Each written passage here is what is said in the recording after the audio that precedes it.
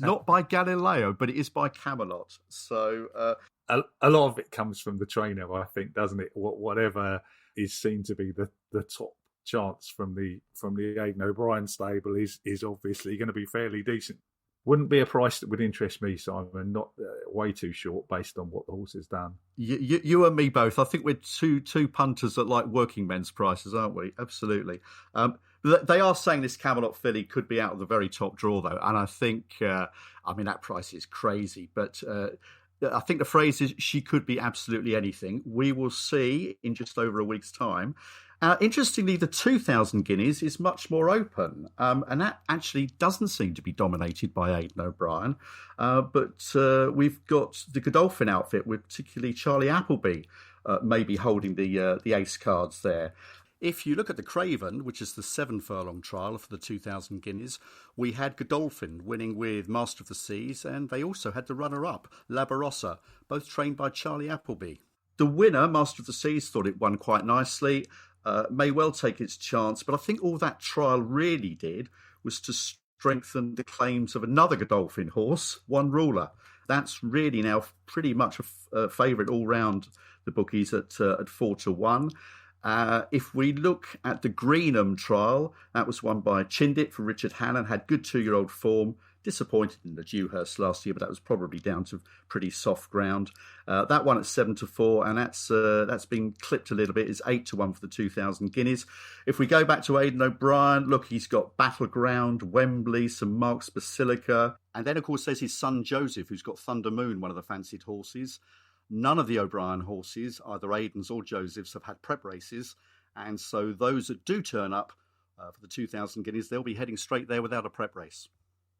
Really, at the moment, no standout horse for the Colts Classic. But there's no doubt in terms of the betting, the 2,000 guineas looks a bit more open than the 1,000 guineas. And one horse that I thought took my eye, actually, looking further ahead for the Derby and the St Leger, was a horse called Worko, which won the Blue Ribbon trial at Epsom.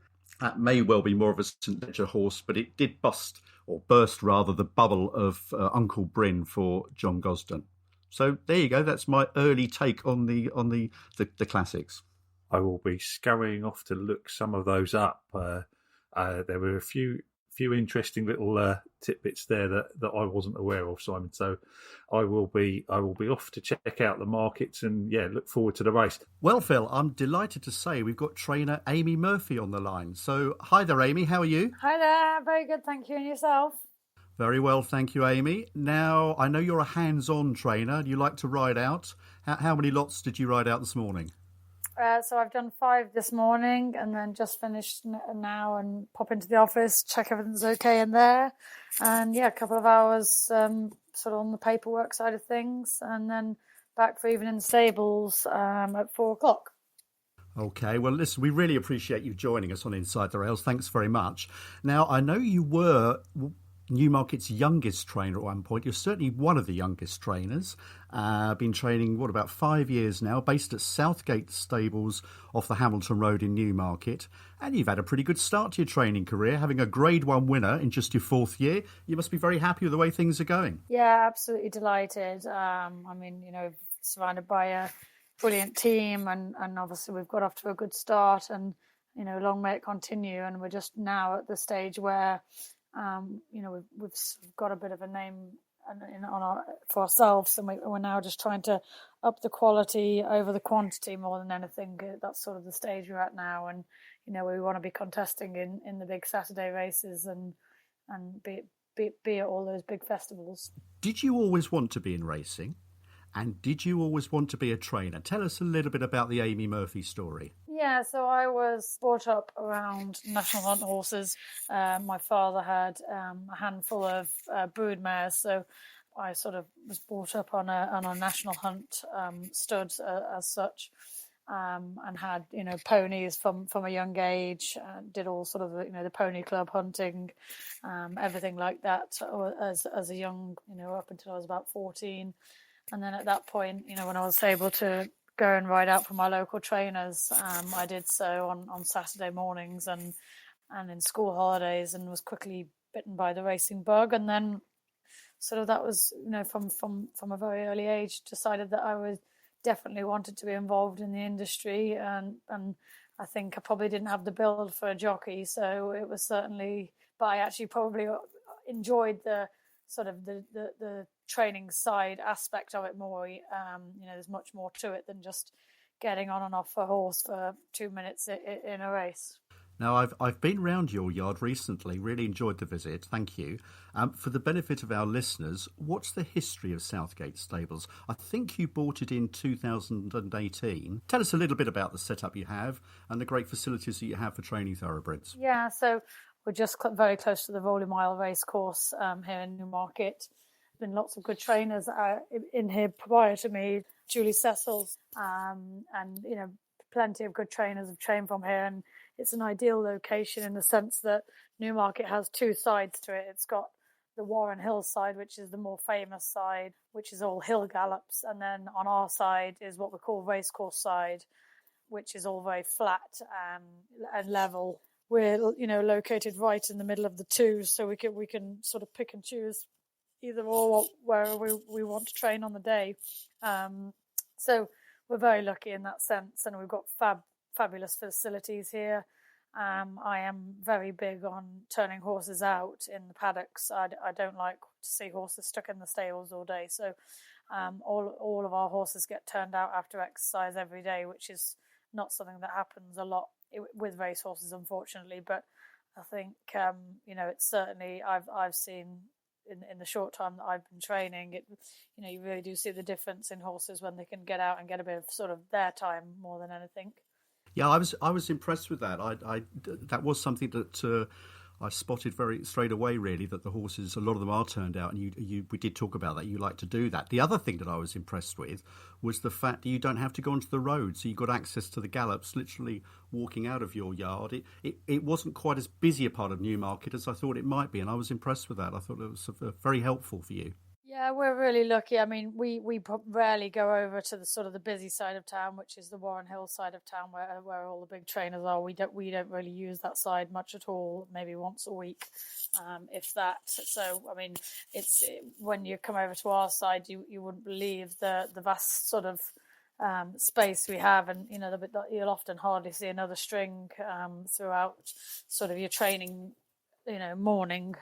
And that's really good for horses, and they have a really nice long walk back home through a big open field, which is brilliant for them to just switch off and relax. And like you say, we've got horse walks and crossings the whole way. You never have to touch a road, which is when you're training in a town is very important because you need it to be safe.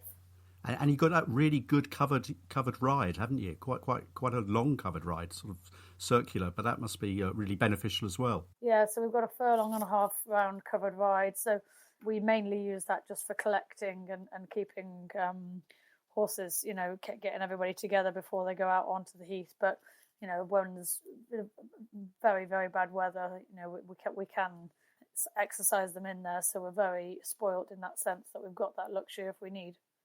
Now, Phil, your share owners are on the flat and the jumps, and Amy is a dual-purpose trainer. Yes, indeed, dual-purpose syndicate owner and talking to a dual-purpose trainer. Amy, I'm just wondering what your split is between flat and jumps, and do you have a preference of one over the other? So we would have about 15 jumpers in at present, in 35-40 for the flat. So we're mainly, more to numbers wise, we've got more flat horses, but this would probably be our biggest bunch of 2-year-olds, which might mean that we sort of don't have quite as many runners as we normally would do, but then they'll transfer into next year's 3-year-olds, so it'll be a bigger crop next year.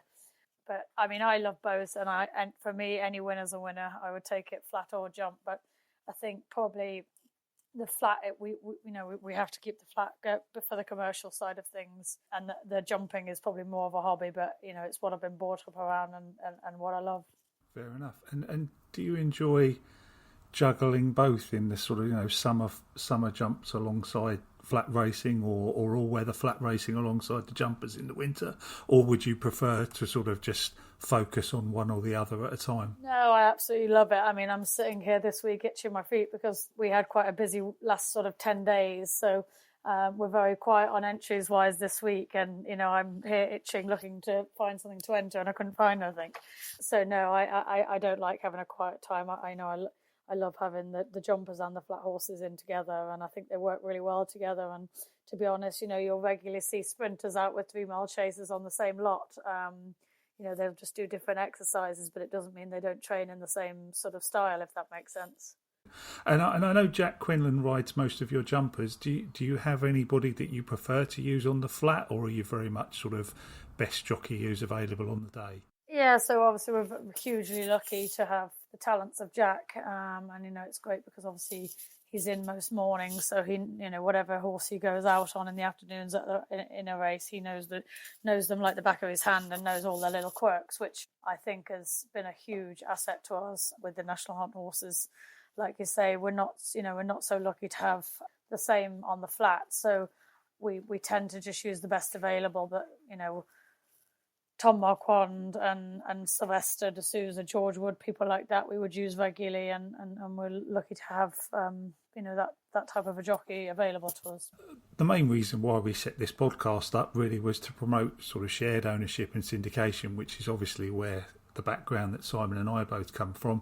We always ask people what's their view of shared ownership and the growth of that. And have you got a lot of syndicates in the yard and a lot of shared ownership, or is it mainly individuals? Yeah, I think shared ownership's the way forward, particularly having worked in Australia. It's obviously massive out there, and we have both syndicates and clubs throughout the yard, and it's just great to have a group of people that can get together and enjoy a horse together, rather than your sole owners that might go to the races the whole time on their own or just with one other person. There can be, whether it be the mornings here on the gallops or at the racecourse. If you've got a good racing club or a good syndicate and they all get on, then there's nothing better. Particularly when you have a winner, they can all enjoy it together. Now, Amy, talking of owners and ownership, communication with owners, particularly now during the pandemic, it's almost as important as training the horses. Somebody once told me, it was actually an owner, not a trainer, but someone once told me, training the horses is easy. It's training the owners, which is the hard bit.